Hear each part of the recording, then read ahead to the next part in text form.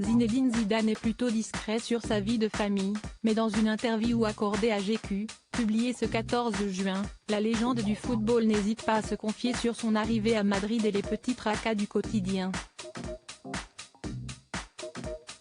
La parole de Zinedine Zidane est précieuse et chaque interview de l'ancien footballeur est un petit événement en soi. Pourtant, même sans s'exprimer souvent dans les médias, Zizou arrive à faire parler de lui régulièrement. Il faut dire qu'après sa carrière de joueur, il a démarré en trombe celle d'entraîneur en prenant les rênes du Real Madrid. Avec le club espagnol, il a remporté 4 fois la Ligue des Champions, un véritable exploit qui a rapidement fait de lui l'un des meilleurs entraîneurs de la planète. Après son départ du club madrilène, son nom a rapidement été associé au Paris Saint-Germain et depuis plusieurs saisons maintenant, le natif de Marseille est dans la liste des dirigeants parisiens. Pourtant, Zinedine Zidane ne rêve que d'une chose, prendre la place de Didier Deschamps à la tête de l'équipe de France. Malheureusement pour lui, le sélectionneur actuel ne semble pas vraiment prêt à lâcher sa place et il semble bien que l'ancien meneur de jeu de la Juventus se soit fait une raison.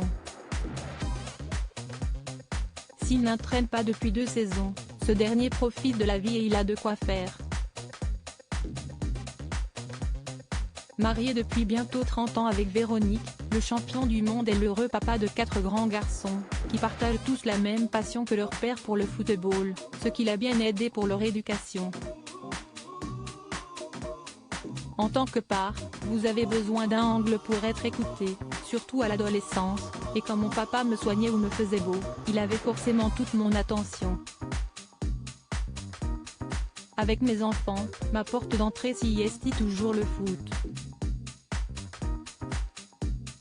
Là, ils écoutent, raconte-t-il, dans une interview accordée à GQ. Enzo, Lucas, Théo et Elias sont tous devenus, ou sont en passe de devenir, des joueurs de football professionnels, mais pour Zinedine Zidane, devoir gérer des enfants passionnés de sport à la maison n'a pas toujours été simple.